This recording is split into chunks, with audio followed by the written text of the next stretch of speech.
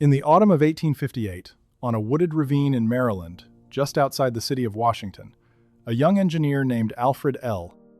Reeves stood and watched the last stone go into the largest arch anyone in the world had ever built. Above him, leaping across 100 feet of empty air, ran a single curve of cut granite 220 feet wide, with no pier and no column standing in the valley to hold it up. The man who had given him the job, an Army engineer named Montgomery C. Meigs, was at that same moment building the great iron dome of the United States Capitol a few miles away. The arch Reeves drew was meant to do one quiet thing. It was meant to carry the drinking water of a capital city across a gorge that gravity refused to fill. I went looking for the full story of how a nation barely 80 years old reached across the Potomac and cut a single span of stone longer than any arch on earth and held it there, by hand, with nothing but wedge-shaped blocks of granite leaning on each other. What I found is one of the most astonishing things Americans ever built. And it is still working today, still carrying water to Washington, while almost no one who drinks that water has ever heard its name. So, let me show you what it actually took, and why a swampy young capital had no choice but to try. To understand why anyone would attempt an arch this large by hand, you have to understand how thirsty and how vulnerable the city of Washington had become. In the first half of the 1800s, the capital of the United States was not the marble city we picture now. It was a half-built town, set in a river bottom, hot and damp in the summer, drinking its water from shallow springs and hand-dug wells scattered across the low ground. The wells went foul in the heat. The springs ran thin in a dry season. A growing government town with thousands of clerks and laborers and visitors was trying to live on water you carried in a bucket, and the supply was never clean enough and never large enough for long. People who could afford it had water hauled to their doors. Everyone else made do with whatever the nearest pump gave them, good or bad. The deeper danger was fire. A city built largely of wood and brick, lit by candle and oil and warmed by open coal grates, lived in constant fear of flame, and Washington had almost no water at pressure to fight it. The cisterns were small. The wells were shallow and far apart. When something caught, the bucket lines and the hand pumpers were all the city had, and they were rarely enough. In the winter of 1851, fire broke out inside the Capitol itself and tore through the Library of Congress, destroying tens of thousands of books, a great part of the young nation's collected knowledge, including much of the library Thomas Jefferson had sold to the country. The lesson was impossible to miss. The seat of the government of the United States could not reliably put out a fire in its own greatest building. A capital without water is a capital waiting for a catastrophe. So, in the early 1850s, the government finally committed to the only answer big enough to matter. The plan was to reach far up the Potomac River, above the roaring cascade at Great Falls, dam a portion of the river, and carry that water by a closed channel of brick and stone all the way down to Washington. The whole system would run on gravity. There would be no pumps along the line, no steam engines lifting the water uphill. The scheme rested on one simple fact of geography, that Great Falls sits a little higher than the city, and water given a steady, gentle, downward path will travel on its own all the way to the street. The man the government chose to do it was a young Army engineer named Montgomery C. Meigs.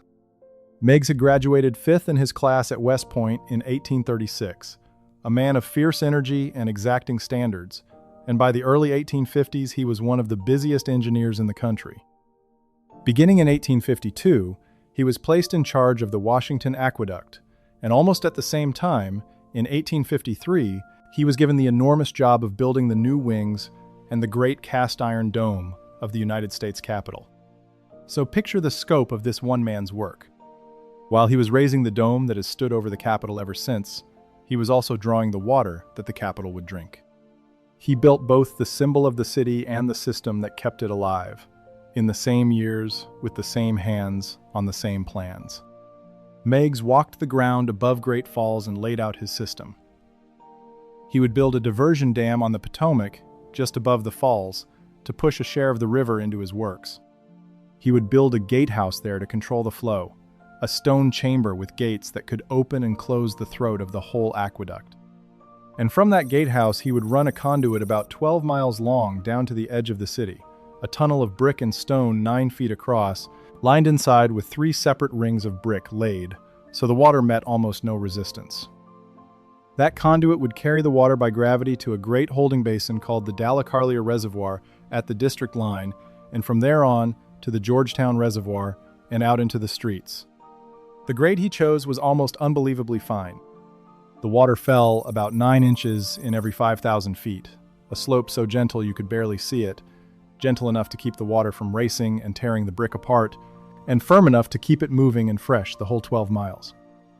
He held his crews to that slope across hills and stream valleys and the broken country above the Potomac, summing tiny drops of the land foot by foot with levels and chains and sighting transits until he had one continuous, almost invisible descent from the falls to the city.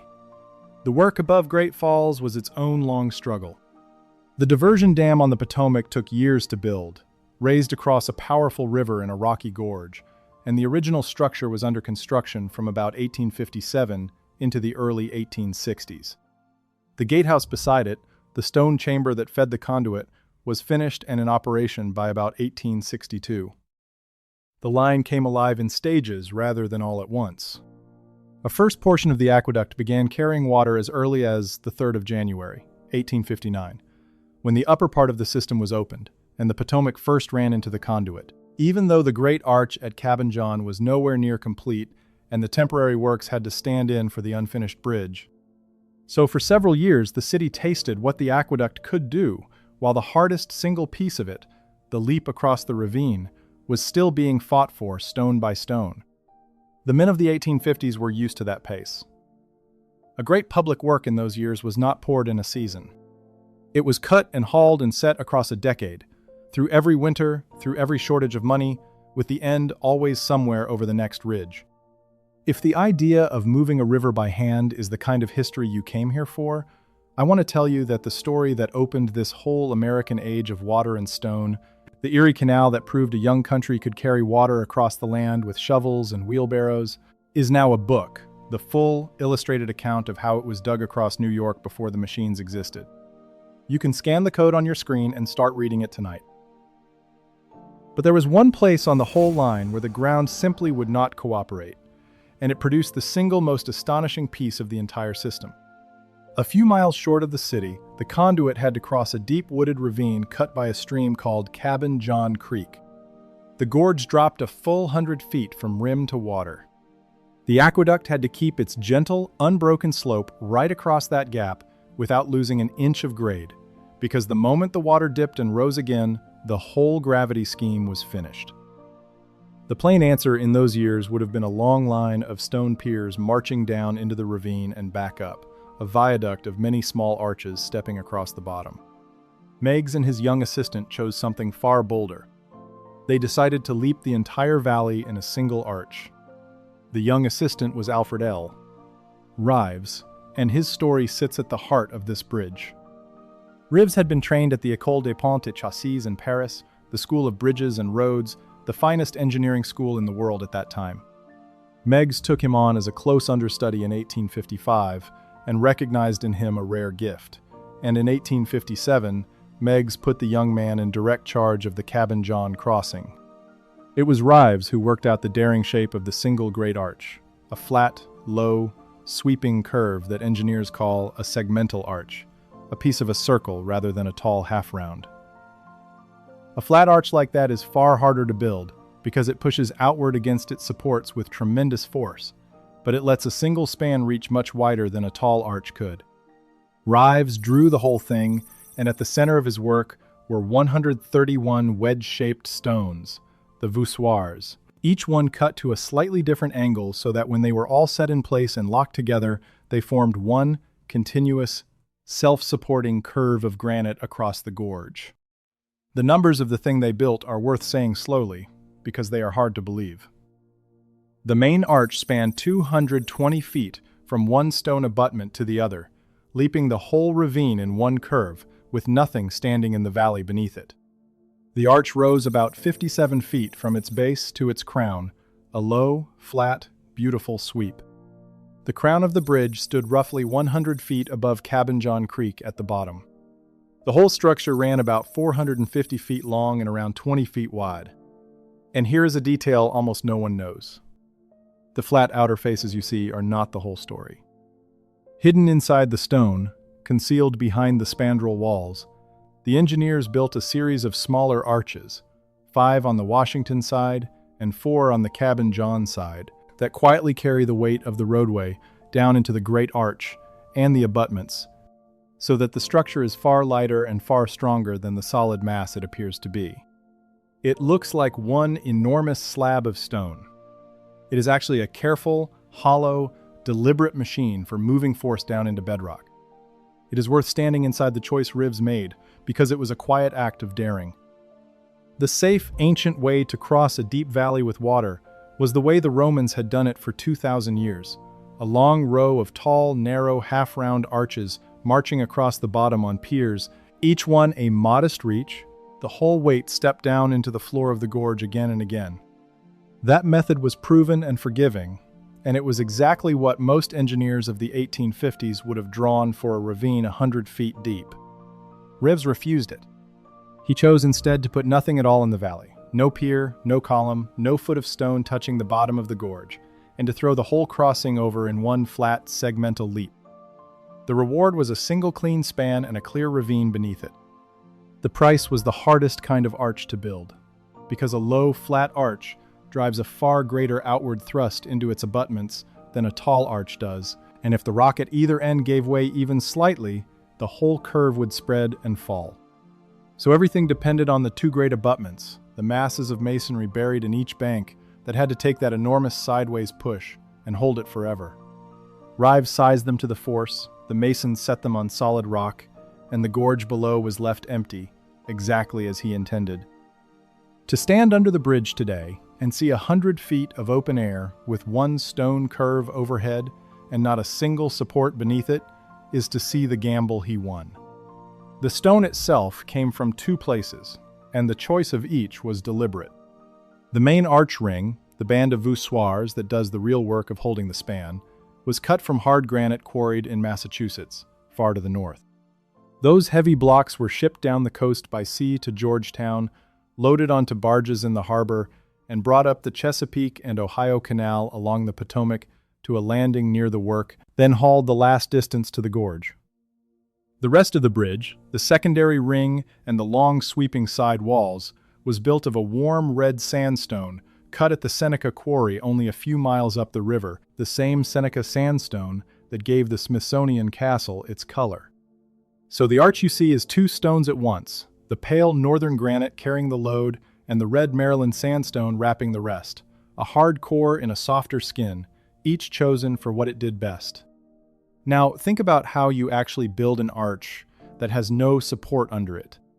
While the stones are going up, before the final keystone locks them, an arch is not yet an arch. It cannot stand on its own. Every block has to be held in its exact place in mid-air until the whole ring is complete and the curve becomes self-supporting. The way the masons of the 1850s solved this was with a vast wooden frame called a centering, a great curved scaffold built up from the floor of the ravine in heavy timber, usually oak, shaped to the exact underside of the arch they meant to lay. The crews raised that wooden falsework from the bottom of the gorge, 100 feet of timber arching across the gap, and then they set the granite voussoir onto it one at a time.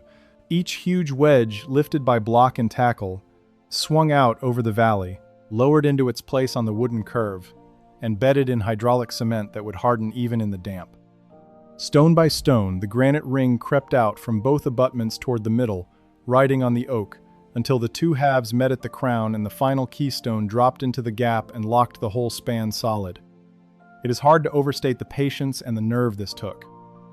The men worked 100 feet above a creek bed on a curved wooden skeleton, hoisting stones that weighed tons, in a country that had no cranes and no engines for the lifting, only ropes and pulleys, and the strength of men and animals turning capstans. The arch ring was finally closed in 1858, the 2 reaching arms of granite meeting in the air over Cabin John Creek. But closing the ring was only half the test. The real moment of truth The moment that decides whether an arch is a triumph or a pile of rubble comes later, when the wooden centering is taken away and the stone is asked to hold itself up for the first time. Until you strike that timber, you do not truly know if the arch will stand. And here the work was interrupted by forces no engineer could control. The money ran out. In 1859, the funding for the aqueduct fell short, and the work slowed and faltered for want of appropriations. Then, in 1861, came the far greater blow. The Civil War began, and the Army engineers who had been laying stone across a ravine were suddenly needed elsewhere. Montgomery Meigs was called away to become Quartermaster General of the entire Union Army, one of the most important and demanding jobs in the whole war effort, and the other engineers were put to work on the fortifications of Washington.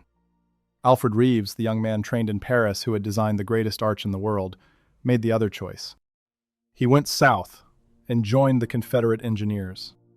So the bridge stood there for years, the arch closed but the work unfinished, the centering still in place beneath it, the conduit not yet crossing it, while the country tore itself apart around it. If you are new here, and this is the kind of history you have been looking for, the quiet engineering and the named men behind the things we walk past every day, take a second to subscribe or to join the channel as a member for early access to every new film. It is the simplest way to keep work like this going. Now we come back to the bridge, and to the moment every part of this story had been building toward. Even with the war on, the water of Washington still had to be finished, and the work on the aqueduct came back to life. The crews returned to the great arch over Cabin John Creek to do the thing they had been afraid to do for years. They were going to take the wooden centering out from under the span and find out whether the granite would hold. This is the climax of any arch builder's life. You have set every stone by hand, you have trusted your geometry and your cement and your bedrock, and now you knock away the timber and step back, and either the curve settles a fraction and locks itself tighter into a thing that will stand for centuries, or it cracks and comes down in a roar of stone into the ravine. There is no halfway. The arch either believes in itself or it does not. They struck the centering. They knocked the great oak frame loose and pulled it away, and for the first time the 220 feet of granite hung over the gorge on nothing but its own locked stones, holding itself up by the simple, ancient genius of an arch, every block pushing against its neighbors and driving the whole load down into the abutments and the rock. And it did not move. Montgomery Meigs reported it himself in his fiscal report for 1861, in words that engineers still quote. He wrote that, during the striking of the centers, the closest instrumental observations failed to detect the slightest settlement. Read that again and feel the weight of it.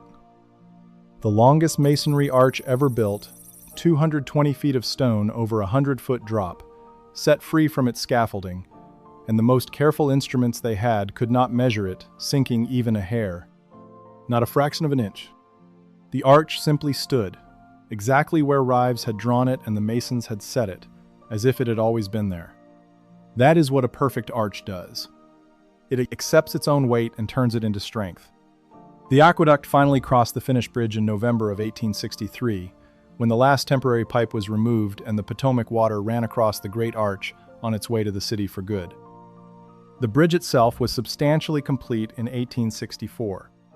The water that Meigs and Reeves had reached for, up above Great Falls, now fell its gentle 9 inches every 5,000 feet, ran 12 miles through the brick-lined conduit, leaped the ravine of Cabin John Creek on the largest stone arch on Earth, and arrived at last in the reservoirs of Washington.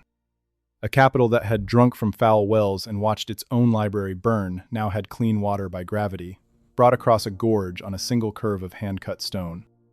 Now, hold the engineering in your mind for a moment and look at the hands that did the work, because this is where the real weight of it lives. The arch did not draw itself, and the granite did not climb the oak centering on its own. The bridge and the 12 miles of conduit were built by gangs of laborers and skilled stonemasons, many of them immigrants, men who cut and dressed and set every block by muscle and hand tool through years of work in a river gorge.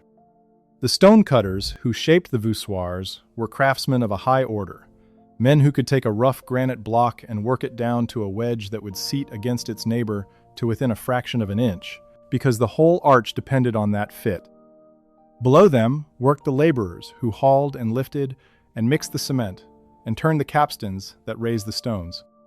They worked 100 feet up, on timber and rope, with black powder to break the ledges and horses and carts to move the spoil in the heat of the Potomac summer and the cold of its winter.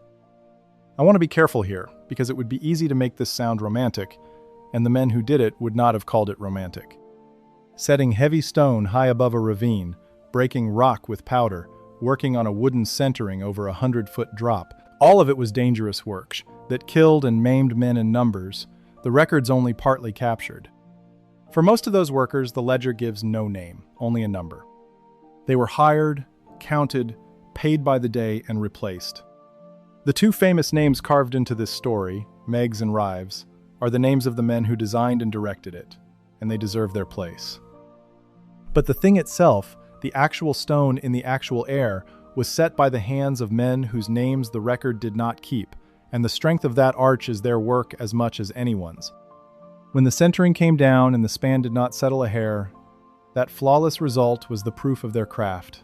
The stonecutters who shaped every voussoir true, and the masons who bedded every one of them right.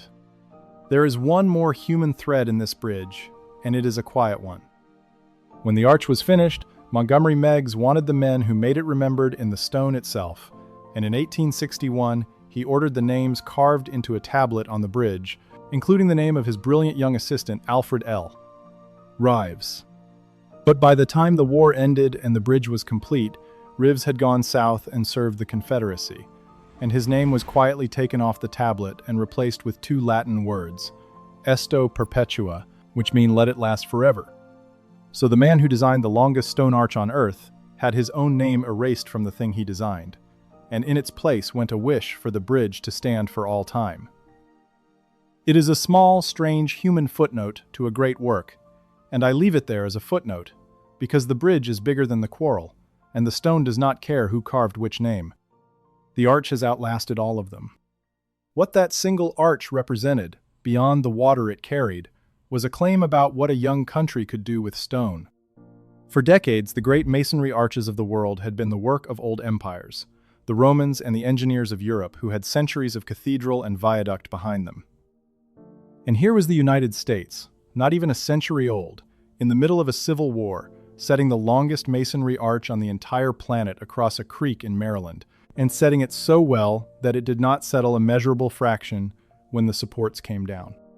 That 220-foot span held the world record for the longest single-span stone masonry arch, from its completion until 1903, nearly 40 years, when a bridge called the Pont Adolphe in Luxembourg finally reached a little farther.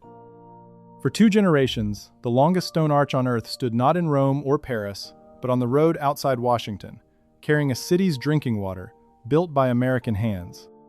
And here is the part that lifts this above an old engineering curiosity. The system still works. The Washington aqueduct that Meigs laid out is not a ruin and not a museum piece. It is still in service, still one of the oldest continuously operating water systems in the country. The dam still diverts the Potomac above Great Falls. The conduit still runs underground to the reservoirs. And the Cabin John Bridge still carries that conduit across the ravine, more than a century and a half after the centering came down. The aqueduct today produces something on the order of 300 million gallons of filtered water every day, and it serves well over 1 million people, the whole city of Washington and parts of Virginia across the river, in Arlington and in Falls Church. The road that runs beside the conduit, the road the keepers built to inspect and clean the line, was once called Conduit Road. Today it is named MacArthur Boulevard, and cars cross the great arch on it every day. Most of the drivers with no idea that beneath their wheels runs a brick channel of moving water, and beneath that runs a single span of granite that was once the longest in the world. So the next time someone in Washington fills a glass of water from the tap, understand where a great share of that water has been. It came down out of the Potomac above Great Falls into a gatehouse and a dam that Montgomery Meigs designed while he was building the Capitol Dome. It fell 9 inches every 5,000 feet through 12 miles of hand-laid brick.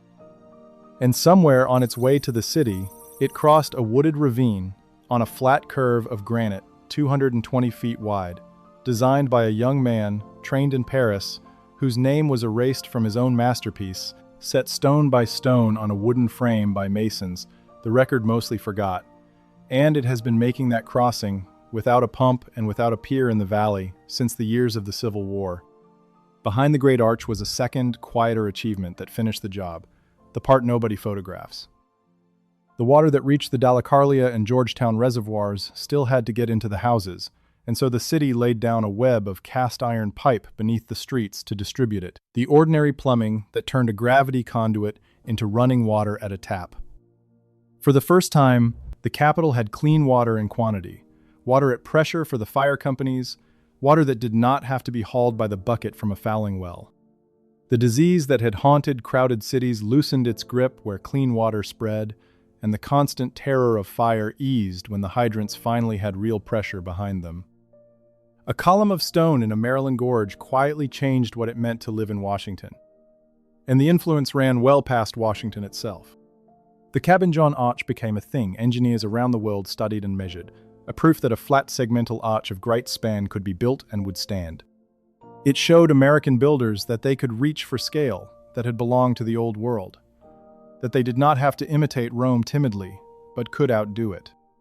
The lessons of the Washington aqueduct, the gravity grade, the brick-lined conduit, the bold single span, fed into the great American waterworks and bridges that came after it across the rest of the century. The country that had cut the longest arch on Earth went on to cut canals and tunnels and bridges on a scale the founders could never have imagined, and a great deal of that confidence was poured into the first stones over Cabin John Creek. I think about what that arch really proves, and I keep landing on the same idea. The Cabin John Bridge was not only an engineering achievement, it was a decision about ambition, a young nation insisting that it could match the greatest stoneworkers in history and serve its own people at the same time. Washington chose to spend years of the hardest hand labor and a fortune in granite and sandstone to give a swampy capital clean water for good, and it chose to do it with a span so daring that the world had never seen its equal. The payoff is almost impossible to measure. The city that drank from that conduit grew into the capital we know, and the arch that carried it is still standing, still working, still doing in this century the exact job it was cut to do in the 1860s. Now, I want to be honest about the legacy, because the easy version of any story like this can drift away from the truth, and this one does not need to. Some of the original works have been rebuilt and modernized over the years, as any system more than a century and a half old must be. The dam above Great Falls has been repaired and altered. The reservoirs have been deepened and treated with modern filtration the original engineers never dreamed of. But the Great Arch over Cabin John Creek is the original stone, the very granite that Alfred Reeves laid out and the masons set on the oak centering, still spanning the gorge, still carrying the conduit, still bearing the road. The bones of the thing are exactly where the builders left them. The water still crosses where they meant it to cross. The work did not vanish into history. It became and remains a working part of a living city. Which leaves me with a harder question, and I am going to hand it to you. We tend to assume that the truly great infrastructure had to wait for the machine, that real spans and real scale arrived with steel and the crane and the engine. But the men who built the Cabin John Arch had none of that. They reached across a 100-foot ravine with wedges of granite and a wooden frame, and the oldest idea in building, an arch that holds itself up, and they built it so well that the most careful instruments could not catch it settling, and it has carried a capital's water for more than 150 years. So here is what I keep wondering. If a crew today were handed the same problem, the same ravine, the same rule that it must be a single span of cut stone with no pier in the valley and no engine to lift the blocks, do you honestly believe we could match what those hands did before the Civil War? I have my own answer. I would like to hear yours, down in the comments, because I do not think it is nearly as obvious as we would like to pretend. If you want the deeper origin of all of this, the canal that opened the whole American age of moving water by hand, the full illustrated story of the Erie Canal, is waiting behind the code on your screen. Scan it, pick it up, and thank you for staying with me all the way to the end. I will see you at the next one.